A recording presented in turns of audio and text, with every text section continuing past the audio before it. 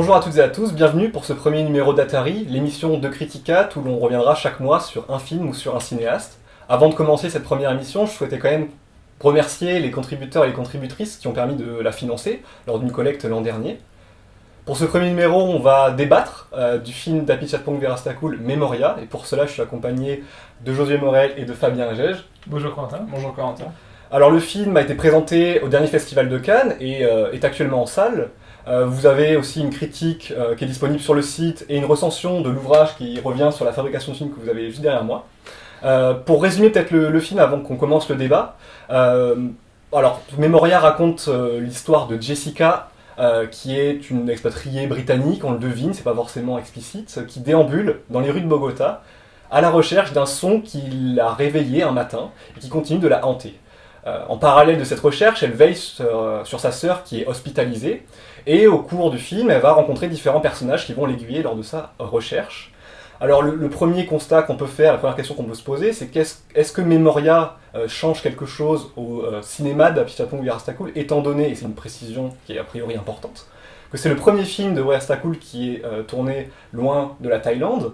C'est un film en langue espagnole et anglaise, avec un casting en plus assez improbable a priori, où on retrouve Tilda Swinton et Jeanne Balibar notamment. Alors je me tourne vers toi. Est-ce que le film change quelque chose au cinéma d'Apichatpong Weerasethakul, et qu'est-ce qu'on peut penser de cette délocalisation qui est quand même assez frappante dès le départ? Il n'est pas impossible qu'elle donne une impulsion à l'espèce de décadrage qu'opère le film par rapport à l'esthétique de Weerasethakul, mais disons que moi j'ai l'impression que ça se joue avant tout sur des questions de mise en scène que sur des questions de langue ou même sur des questions de territoire, puisqu'en fin de compte même on va revenir à la jungle qui est quand même un peu le décor archétypal du cinéma de Weerasethakul.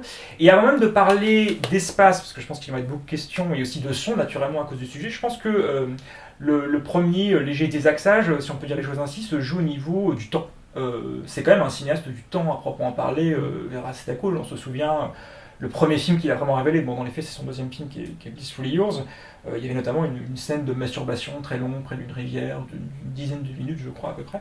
Là pareil, il y a une scène de sieste très longue, mais ce que je trouve intéressant c'est que traditionnellement, le temps, la déliquescence de l'action chez Weerasethakul est un vecteur alors déjà d'ouverture au monde, à l'invisible, un vecteur de porosité au possible entre le réel et le monde invisible. Il faut laisser du temps aux choses d'arriver, de t'apparaître. Exactement.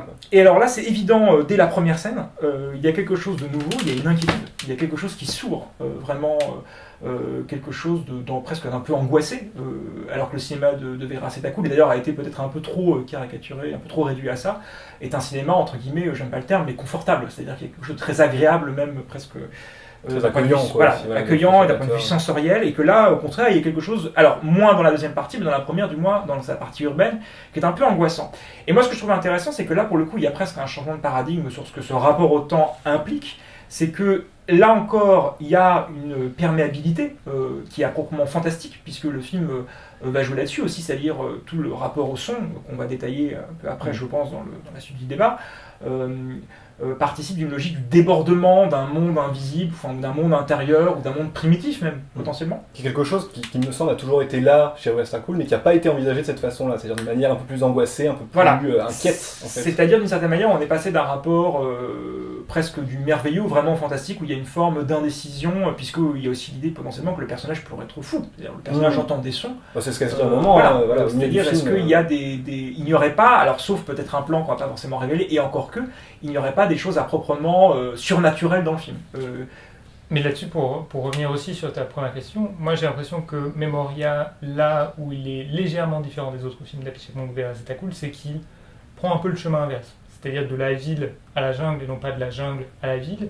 Et qu'en général, dans les films d'Apichatpong Weerasethakul, on était avec des personnages qui souvent étaient conscients, et ça tu en parles aussi dans ta critique, qu'un autre monde ou que d'autres êtres était possible.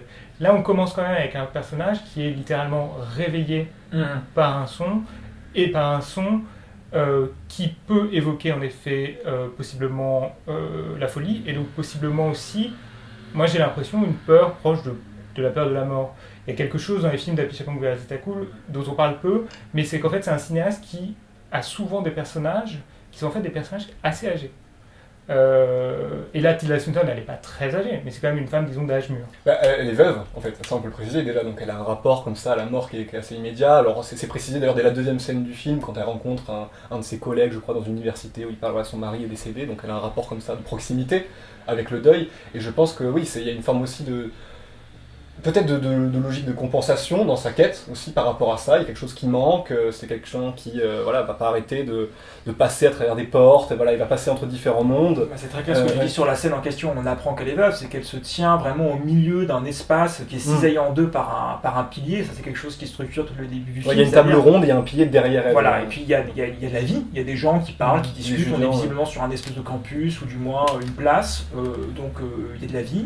Et elle se tient précisément entre deux mondes de strates. Bon, le film va vraiment cultiver ça, mais donc pour revenir sur ma question du temps, ce que je trouve intéressant, c'est que même si c'est à une échelle très locale, et que ça va pas être l'entièreté du film, quelque part ce rapport au temps induit aussi autre chose, c'est-à-dire qu'à partir du moment où on comprend ce qui se joue sur le son, il y a un principe quelque part de suspense, c'est-à-dire que ce son peut survenir à n'importe quel moment, et peut briser vraiment la tonalité de la scène, et qu'à la fois... donc cette latence de l'action fait qu'on est dans une situation de suspense, mais qu'en même temps il y a une telle déliquescence de l'action qu'on finit presque par oublier que ce son peut advenir, et que pour le coup, Vera Stakul, ça je trouve ça assez étonnant quand même, et ça a été assez peu dit je trouve dans les critiques notamment durant le Festival de Cannes, c'est qu'il y a presque un principe de direction de spectateur, à une échelle évidemment, bon on n'est pas chez Hitchcock ou chez Spielberg, mais il y a quand même cette logique de presque une partition rythmique qui va créer de l'effroi, qui va aussi jouer sur les attentes du spectateur. Une volonté de créer des effets en tout cas. Voilà, et qui du moins me semble beaucoup, là qui pour le coup acte vraiment une forme de changement, de changement de paradigme dans le cinéma de Vera Stakul, et qui le mène alors à une échelle encore une fois très presque infra, mais ce serait quelque part ce qui a toujours eu un peu de manière sous-jacente dans ces films, ça serait quelque part un film d'horreur. Le film dessine en tout cas cette piste possible, peut-être moins dans la deuxième partie qu'on va ensuite décrire, qui serait un peu le contre-coup en fin de compte de cette partie très angoissée qui ouvre le film. Mais juste pour rebondir sur ce que tu dis par rapport à la direction du spectateur, je suis tout à fait d'accord avec toi. C'est-à-dire qu'en général, on peut dire, c'est un terme un peu vague, mais que le cinéma de Vera Stakul aurait quelque chose de conceptuel, dans le sens où il travaille sur des narrations... le générique au milieu du film, voilà, ce genre de choses, des narrations un peu binaires. Exactement, à des narrations disons hybrides. Et là, ce qui se propose directement, j'ai l'impression, avec cette idée, je pense, il faut bien le dire quand même, génial, d'un son, de nous connecter directement, de nous relier directement au personnage principal, donc de Jessica. Puisqu'au fond, qui entend ce son qui, comme tu dis, brise la continuité, crée de l'effroi, seulement en un sens de personne, Jessica et nous, spectateurs. Et à partir de là, ça nous met dans une relation presque intime avec ce personnage, et les questionnements qu'elle va se poser, on se les pose aussi. Ou en tout cas, nous, le fait qu'on entende ce son fait qu'on va avoir des interprétations sur la continuité du récit. Alors, je suis d'accord, mais je mettrais quand même une petite objection. Et peut-être, si je peux me permettre, donc il y a un semblant de débat quand même, sans faire semblant. Mais c'est que je trouve qu'on réduit un peu trop le cinéma de Vera Stakul à sa dimension sensorielle. Et c'est vrai que ce sont des films qui sont des bains de sensations à proprement parler, sonores, visuels, quelque chose qui se rapproche presque de l'état de l'hypnose ou de la sieste. Enfin, moi, pour parler vraiment des choses que Vera Stakul travaille beaucoup dans ses installations périphériques, ces films où il y a des installations immersives, où on prend en charge. Voilà, on ressort presque d'un songe un peu éveillé. C'est très agréable de ressortir d'ailleurs d'un film de Vera Stakul, presque davantage que d'y entrer. Mais disons que par exemple, tu vois ce que tu dis sur le fait qu'en fait on ressent les sensations du personnage principal, c'est vrai, mais il faut bien dire quand même, et je trouve encore plus ce film-là, que c'est un cinéma du découpage. Je veux dire qu'il y a une manière aussi d'objectiver dans l'espace, dans l'arrière-plan, dans la construction des scènes. Dans la composition, c'est ça. Voilà, le sentiment intérieur du personnage. Alors, on a parlé de cette scène, notamment, je me souviens, à Cannes, sur la scène de mixage, qui est une scène clé. Il y a par exemple une idée assez géniale, c'est qu'en fin de compte, durant toute la première partie du film, quasiment tous les plans, le personnage de Jessica est redoublé dans l'arrière-plan par une ligne qui coupe l'espace en deux, et qu'en gros, il y a un effet de perspective dans cette scène de mixage où en fait elle passe d'un siège à un autre sans que l'échelle de cadre change, et qu'en gros qu'elle passe en avançant dans l'espace, en fin de compte, elle ne se départit pas d'une ligne qui la cisaille dans l'arrière-plan, et que quand on trouve enfin le son, à la faveur d'un raccord dans le montage, en fait elle va passer quelque part de l'autre ligne, et que trouver ce son la fait basculer vraiment dans une autre strate, et que voilà, le film joue sur une stratégie vraiment d'espace, de découpage, de mise en scène, pour acter par un petit changement un petit décalage vraiment du personnage dans l'espace, tout d'un coup, nous fait ressentir ce que ça implique pour elle, vraiment de retrouver ce son qui la hante, qu'elle réussit à extérioriser. Et ça, je pense que c'est quelque chose d'assez important parce que on aurait presque une manière de réduire le cinéma de Vera Stakul à une forme de séance d'hypnose, quoi. Ouais. Alors que pour moi, il y a quelque chose de. C'est pas d'ailleurs, on l'a pas dit, c'est un peu un élément de dossier de presse pour moi, mais que le personnage Jessica dans le générique s'appelle Jessica Holland et donc c'est le même nom que le personnage principal de Voodoo, mais sur ça, Voodoo de Jack Turner. il y aurait a priori, sans forcer le trait non plus, mais un horizon tourne rien. C'est-à-dire vraiment un cinéma de la découpe. Pas classique évidemment, mais un cinéma de la découpe et un cinéma qui aurait donc un versant fantastique qui passerait vraiment par une mise en espace. Là, c'est vrai que moi je voulais aborder un peu la première scène par rapport à ça, puisque il me semble que la première scène du film, donc j'ai vu le film plus tard, mais qui évoque un peu aussi Drive My Car. C'est un peu la même première Elle se scène. réveille On sur en un avait lit, parlé, c'est très étonnant à Cannes de Bien voir sûr. ces deux films sur une femme qui s'éveille et qui Voilà, dans la pédance. et donc c'est d'abord un plan qu'on ne comprend pas bien. On ne comprend pas bien où on est, ce qu'on est en train de voir, etc. C'est dans une ambiance tamisée. Puis donc le son, puis ce corps qui se réveille. Et ce corps qui se tend et qui est en ombre chinoise. On ne perçoit pas encore qui c'est. Et là, il se passe quelque chose, à mon avis, de très très surprenant et qui est un peu l'une des clés du film. C'est-à-dire que le personnage se lève et part vers la droite du cadre et la caméra s'autonomise et part vers la gauche du cadre. Et vers la gauche du cadre, qu'est-ce qu'on retrouve? Elle à nouveau, mais via un reflet dans un miroir. Et en fait, à nouveau, cette ombre chinoise et qui, pour moi, évoque une sorte de double intérieur.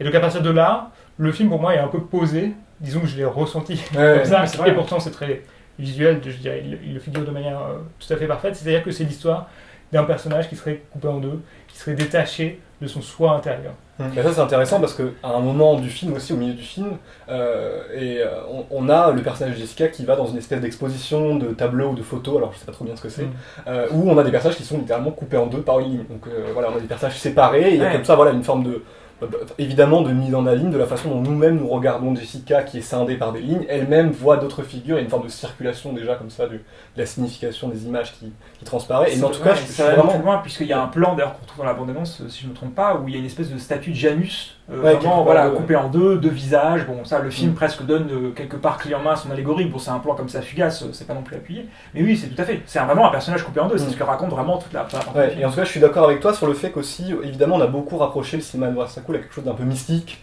d'un peu inexplicable. Et pour moi, c'est aussi une façon de simplement pas forcément parler de la précision de ces films, qui, pour moi, là, est encore plus frappante. À la limite, si on pouvait avoir des doutes sur d'autres films, ça tenait aussi, à mon sens, à leur décor qui ne permettait pas forcément de dessiner ces lignes, justement. Ces triangles, ces formes un peu géométriques dans l'espace. C'est très, les surfaces sont très épurées, on est sous une forme d'expressionniste un peu voilà, presque brutaliste dans la façon dont la ville de Bogota est filmée, avec ces espèces de grandes dalles de béton, ces vitres. Ce qu'on avait un peu dans Syndrome and Century, il me semble, avec cet hôpital. Et la fin d'Oncle Boomy aussi, qui est très rigoureuse. Et voilà, et donc dans certains éléments, dans certains de ces films, je pense voilà, au centre commercial de Cemetery Splendor, qui était pareil, voilà, avec ces lignes, mais c'était des passages où, quelque part, voilà, les personnages rentraient dans des environnements qui étaient à l'opposé de la jungle, et où Vera Stakul pouvait voilà, composer son cas de manière beaucoup plus voilà, travaillée. Là, il me semble que c'est quelque chose qui, justement, est le point de départ du film, mais qui, petit à petit, là, c'est pour ça que je pense qu'on peut commencer à introduire ce que le film travaille petit à petit. Il y a une forme de progression, c'est pas juste un personnage qui est strié en deux. C'est aussi une forme de réunion, quoi, de complétion de ce personnage coupé en deux qui passe, à mon avis, par un éloignement de la ville qui est un peu aliénante quoi, pour Vera Stakul, il me semble, au début. Mais en même temps, Ça, c'est alors, pour la fois, pour suivre l'axe que tu dessines et en même temps revenir sur cette question un peu de metteur en scène rigoureux contre magicien, hein, pour aller un peu vite. Hein. Mais il est vrai que souvent dans les films de Vera Stakul, on peut se poser une question qu'on se pose devant des blockbusters ou alors des films des années 50 d'aventure, mais comment ils ont fait ça? Moi par exemple, j'ai fait la réflexion devant l'ouverture, donc le Boomy sur le buffle. Comment on filme ça? Comment on filme vraiment, comment on dirige un animal, presque, d'une certaine manière. Et c'est vrai que le film, pour le coup, est plus avare volontairement, et moi ça m'intéresse, ce côté dépouillé, on va dire, un peu des tours de magie traditionnels. Alors tu pourras peut-être parler du soleil. Voilà, il y a encore des bouts où on peut se dire, mais comment fait-il ça? Comment c'est prévu, etc., qui relèvent un peu de l'ordre de la magie du cinéma, même si j'aime pas cette expression. Mais alors, proposer un tout petit bémol, vraiment, hein, c'est pas pour amener du conflit, il y en a pas vraiment. Mais c'est vrai qu'il y a quelque chose de même intéressant qui m'a questionné en revoyant le film sur cette logique de suspense. C'est que j'aime beaucoup voir les films de Vera Stakul et j'aime revoir les films de Vera Stakul, mais il est vrai que je je me faisais la réflexion que c'est un cinéma qui implique quand même un peu une forme de virginité du spectateur, dans le sens où il y a quelque chose d'un petit peu magique la première fois qu'on les voit, et qu'on retrouve pas forcément la deuxième, peut-être justement parce que même si c'est un cinéaste là qui va vers quelque chose, même d'un point de vue très liminaire, près du suspense, on va dire, il y a quand même une forme de surprise, des effets plastiques dans la construction narrative, etc. Et il y a quand même, c'est un peu un cinéma de la première fois. C'est vraiment pour poser un tout petit bémol potentiel. Je suis d'accord, typiquement, on pourra peut-être même mettre les images. C'est par exemple la scène du dîner, donc le Bunmi, qui est une scène hyper importante pour ce qu'elle représente dans son cinéma, etc. Clairement, la première fois qu'on le voit, on se dit, bon, il y a déjà une première surimpression, un fantôme qui apparaît, il va pas y avoir un deuxième fantôme qui arrive, et là, il y a un deuxième fantôme qui arrive, et la surprise vient du fait que, il s'assoit à table, le dîner continue, il poursuit son cours, et ça, c'est quelque chose évidemment qu'on ne retrouve pas la deuxième fois qu'on le voit, on sait très bien que la scène va aller dans cette direction. Ce que je veux dire, c'était un faux bémol en fait. C'est que en revoyant aussi Memoria, c'est que c'est un film qui, je trouve, en effet, et peut-être qu'on peut continuer là-dessus, qui confirme quelque chose qu'on pouvait déjà deviner dans le film précédent, mais que c'est un cinéaste très rigoureux. Moi, ce qui m'impressionne en fait à la revoyure, c'est moins tant le caractère magique ou un peu merveilleux du film que son caractère extrêmement rigoureux, sa construction, la logique vraiment qui quitte sa découpe, y compris dans la deuxième partie qui est une partie plus véracitacoulienne d'un point de vue classique. Moi, je trouve que les deux sont pas forcément antinomiques. Non, tout à fait. Pour moi, c'est un dialogue. Voilà. D'ailleurs, la deuxième partie est la continuité de la première, où on va sur un horizon qui serait plus merveilleux et où se concrétise un petit peu. Mais disons que c'est intéressant que sa deuxième partie, sans trop déflorer, qui se joue en fait vraiment sur juste un dialogue entre deux personnages dans un lieu plutôt en extérieur pour le coup, même s'il y a une partie ensuite dans la cabane de Hernan, c'est ça. C'est que ça aussi, ça joue sur une surprise presque de la narration, puisque quand on voit la scène au début, on pourrait penser que c'est une escale, on pourrait penser que c'est une étape préalable à, en gros, la deuxième grande partie du film, alors qu'en fait, non. Moi, j'ai l'impression que dans la construction narrative du film, justement, ça va dans ce sens-là, c'est-à-dire évidemment comme un étau qui se resserre. On commence dans une forme de chaos urbain, malgré tout, et surtout avec cette idée d'un monde qui serait devenu complètement marchand, et ce qu'on retrouve aussi un peu à la fin de Oncle Bunmi, et surtout d'un monde, et ça je trouve qu'il arrive à nous faire ressentir très fort, et à le dire aussi, c'est quelque chose dont les personnages parlent, qui auraient oublié. Donc la ville, c'est un peu le monde de l'oubli, et aussi de la disparition de la magie. D'ailleurs, il y a des personnages qui oublient que Hernan, donc le vernisseur, était là, ils ne savent plus qui c'est, on ne sait pas trop si exactement il a vraiment existé ou si simplement il a été oublié. Ça, voilà, et elle oublie aussi, quand elle est à table avec sa sœur, on lui parle de quelqu'un, il y a aussi une énorme confusion à ce moment-là. Elle oublie qu'il est encore vivant, je crois, oui. Oui, il parle d'un docteur que pour elle est déjà décédé, et en fait il est toujours vivant. Et donc à ce moment-là, on est plutôt sur la piste de est-ce que Jessica est folle, qui heureusement n'est pas vraiment suivie, je trouve. Et j'avais un peu peur de ça la première fois que je découvrais le film. Et il me semble que plus le film avance, plus Jessica confronte aussi ses peurs, disons, et c'est quelque chose qui revient aussi souvent dans son cinéma, à nos croyances. Et les croyances, ça passe par quoi ? Ça passe par la science, l'archéologie, et aussi, à un moment donné, assez comique par ailleurs, la religion.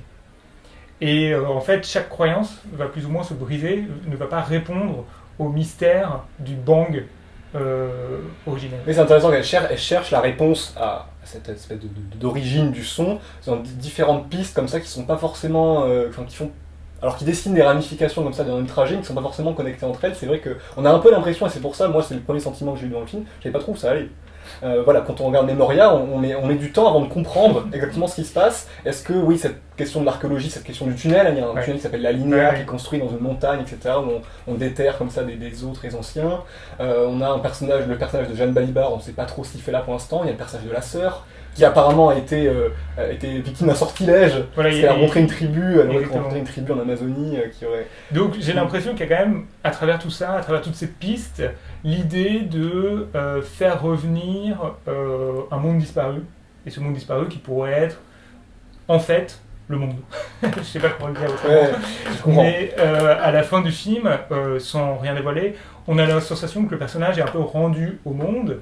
Et alors là-dessus, moi, c'est une hypothèse que je vous cache pas, je n'ai pas particulièrement fouillée, mais il est certain que le bang, ou le bong, je sais pas comment dire, m'évoque aussi quelque chose de la méditation.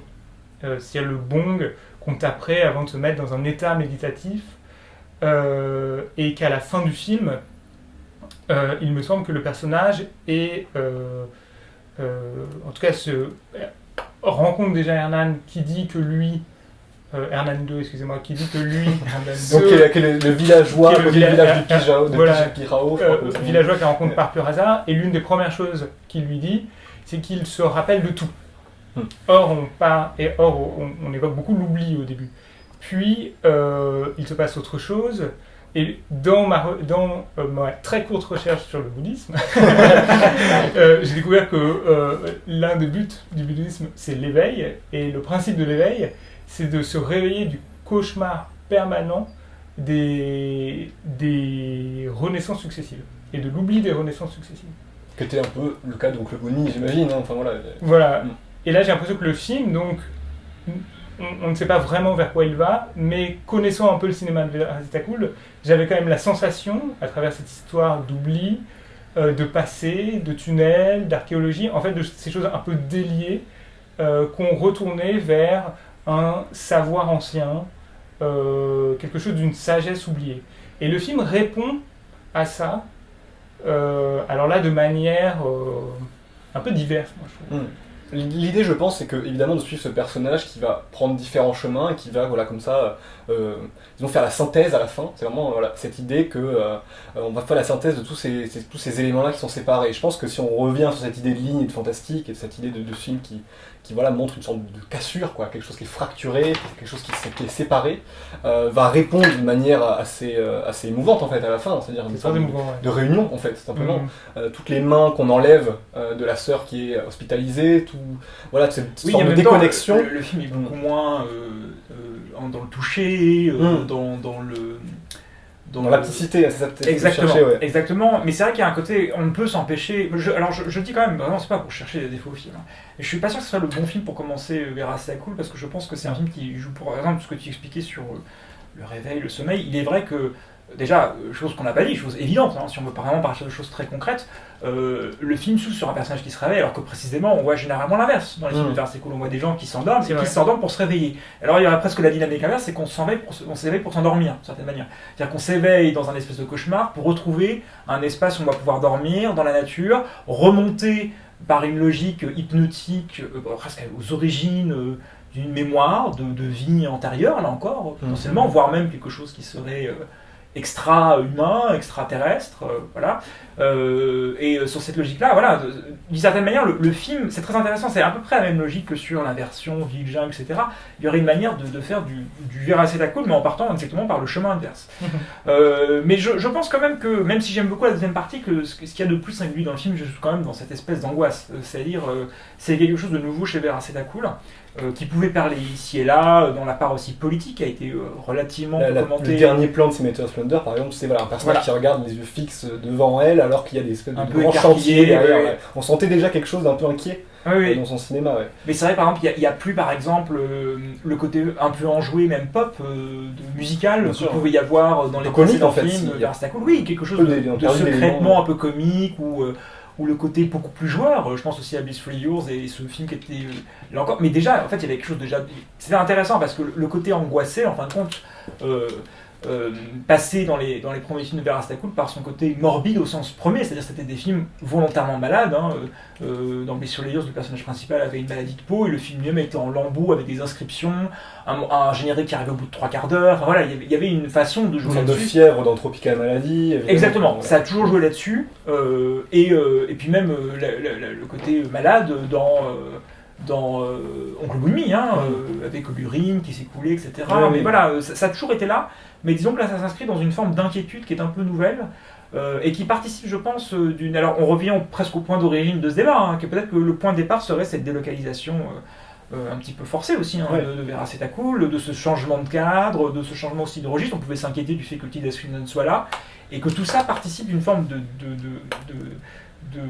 dès la scène d'ouverture, je comprends par exemple que certains admirateurs de Veerazitakul se retrouvent moins dans ce film-là, qui était un film un peu moins immédiatement, du moins dans un premier temps chaleureux, accueillant, mais qui me semble en fin de compte complètement emblématique de ce qu'il fait et qui, à mon sens, à la fois poursuit le même horizon tout en se renouvelant on va dire ça sur ce vernis-là de son Je pense cinéma. qu'il prolonge un peu ce qu'il faisait avec ses autres films, mais que cette délocalisation, elle n'est pas traitée littéralement, mais elle infuse comme ça les légers changements qu'on va retrouver dans la forme, dans les scènes, dans les thématiques qui sont abordées à la limite.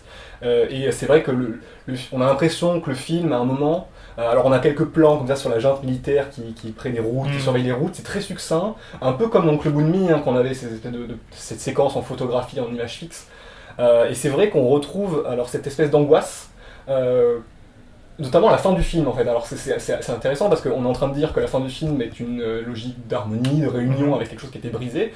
J'ai l'impression aussi que déchireux aussi. Hein. voilà, que Ouais, cette oui, logique-là, le personnage est bouleversé par ce qui lui arrive. On ne sait pas en bien ou en mal, c'est pas la question en fait. Elle est en train de prendre conscience de toute la mémoire du monde. Mais la mémoire aussi dans ce cas-là de terrible en fait, quelque part de très pesant, de très douloureux. On a l'impression aussi que quand le personnage d'Hernan, donc à la fin du film, lui raconte les souvenirs qu'il n'arrive pas à oublier, il y a aussi des souvenirs douloureux, d'une histoire de vol ou quelque chose d'agression en fait. Et c'est vrai que ça c'est quelque chose qui à la fin du film me semble assez bouleversant, c'est-à-dire de voir à quel point Barastakoul aussi prenait en charge l'inquiétude profonde que ça pouvait être que de garder en mémoire les choses. C'est ce que tu disais tout à l'heure, le cinéma de Barastakoul essaie de compenser une forme d'amnésie. En même temps, ça a quelque chose de presque de terrible. D'une ouverture et une déchirure, oui. Ouais, Oui, c'est ça, et doublé aussi quand même en général, l'inquiétude, j'ai l'impression d'être une partie consciente du monde et du mystère du monde, parce qu'il y a un plan donc un peu secret qu'on va pas révéler, dont tu parles aussi dans ton papier, mais qui pour moi m'a fait directement écho à quelque chose comme la fin de 2001. C'est-à-dire l'idée que... Au début. C'est vrai. C'est vrai. C'est-à-dire que il y a une beauté dans le mystère, quelque chose de plus grand que soi, mais aussi quelque chose de terrifiant. C'est-à-dire on sait qu'on ne sait pas. Et c'est assez rare, en fait, d'éprouver ça au cinéma. Moi, ça fait très longtemps que je n'avais pas éprouvé ça Non, au je suis cinéma. d'accord aussi. Mais moi je trouve intéressant dans ce plan-là, alors pour dire, résumer, parce qu'à la fois pour ceux qui n'auraient pas vu le film, même si bon, c'est l'intérêt de voir cette vidéo, de voir ce débat sans avoir vu le film est relativement... Limité. Non, pas limité, mais voilà, discutable d'une certaine manière, parce que c'est vrai qu'on peut-être on révèle des choses qui sont de l'ordre de la surprise, du coup c'est pas très grave. Moi je peux continuer. C'est que, on va dire que c'est un peu le plan sensationnel du film, le plan un peu le plus spectaculaire, enfin c'est un peu la vision, la seule vision réelle du film.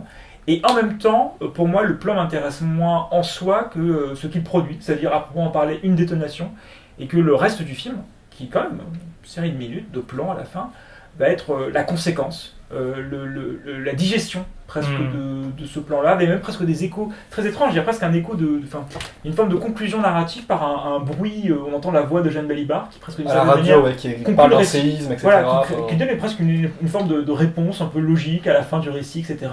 Une réponse très prosaïque en fait. Exactement, une forme de prosaïsme, mais qui est en arrière-fond, un peu en bruit de radio. C'est très étrange, mais voilà, c'est un peu le côté... Barastakoul boucle son scénario, mais par des bruits de radio. Et sinon, on n'a que des plans de ciel, de déchirure, c'est-à-dire vraiment une ouverture vers l'au-delà, quelque chose de très métaphysique, qui n'est pas nouveau dans son cinéma, mais qui, je trouve, atteint un point d'épure assez inédit. On en revient un peu à ce qu'on disait au début aussi, c'est que c'est un film, en fin de compte, c'est du Barastakoul un peu à l'os. Pour moi, c'est moins tant un bouleversement qu'il a aussi... il arrive à faire beaucoup avec très peu. C'est-à-dire, il remplace des visions de fantômes, de spectres par un bruit, une détonation qui vient 3-4 fois dans le film.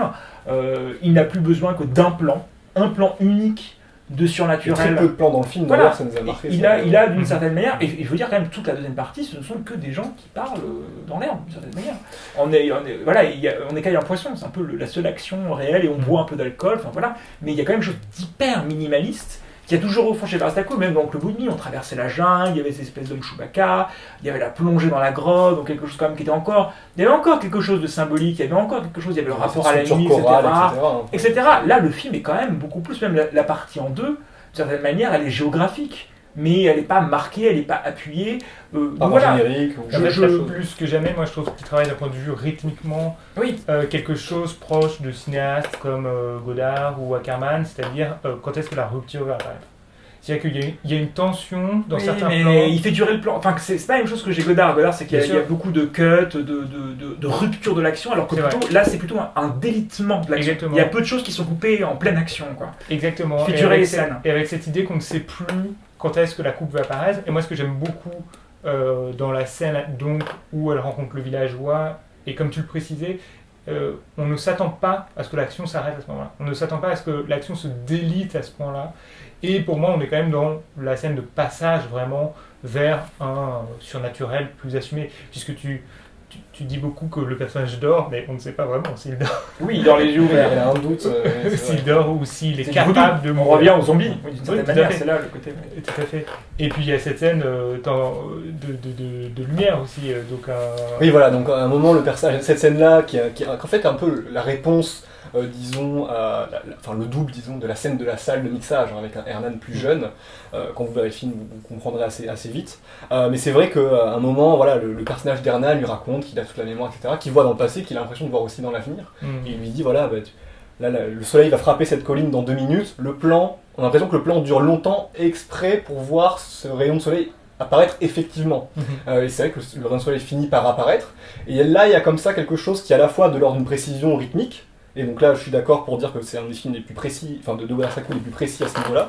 Et voilà, ça n'empêche pas quelques épiphanies comme ça d'apparaître. Et en même temps, c'est une épiphanie discrète, puisqu'on ne va pas avoir un contre-champ sur la montagne, c'est-à-dire qu'on va avoir un changement de lumière dans le plan. Et par ailleurs, il le dit pas comme un magicien, il le dit comme quelqu'un qui dirait, un paysan Oui, qui bien dirait sûr. il va pleuvoir ce soir, d'une certaine manière. Oui, c'est un peu le exactement même le niveau ton de qu'on prosaïsme. Voilà, de... Ouais. Et c'est vrai. Et il y a toujours ce lien qui est fait entre aussi, voilà. Et là, ça m'intéresse aussi que Zetako perfectionne en un sens des choses qu'il a déjà travaillées, notamment dans son court-métrage Blue qui est disponible sur YouTube, sur l'hypnose. Moi, je trouve que quand même, je m'attendais un peu quand même à ce qu'il y ait un moment comme ça dans le film, c'est-à-dire un moment de décrochage où en fait, on n'a plus du tout de notion du temps. D'ailleurs, c'est un film, moi, les 2 fois où je l'ai vu, Qui dure donc 2h12 ou 15, ce que je trouve très curieux, c'est que je ne sais jamais à combien de temps de film je suis. Ouais, c'est vrai. Je n'arriverai pas à dire on est à 40 minutes, à 1 heure. La sensation de la durée est complètement bouleversée. Alors en fait, il y a très peu de scènes. On peut vraiment compter les scènes du Oui. film sur les doigts de main, vraiment. Hein. Il y a pas beaucoup. Et là-dessus, c'est ça qui est très beau aussi, c'est que ce dont je suis certain, c'est que c'est un film assez inoubliable. Ça ressemble à une bonne conclusion. Non, je suis d'accord aussi. Si vous Oui, avez oui, d'autres très à bien. ajouter, je pense qu'on peut conclure là-dessus. Merci beaucoup d'avoir suivi ce débat et merci Josué et merci Fabien d'avoir participé à ce débat. On se retrouve le mois prochain pour un nouvel épisode d'Atari. J'en profite pour remercier Étienne et Hugo qui sont derrière les caméras pour la réalisation de cette émission. Merci à eux. Et on se retrouve le mois prochain. À bientôt.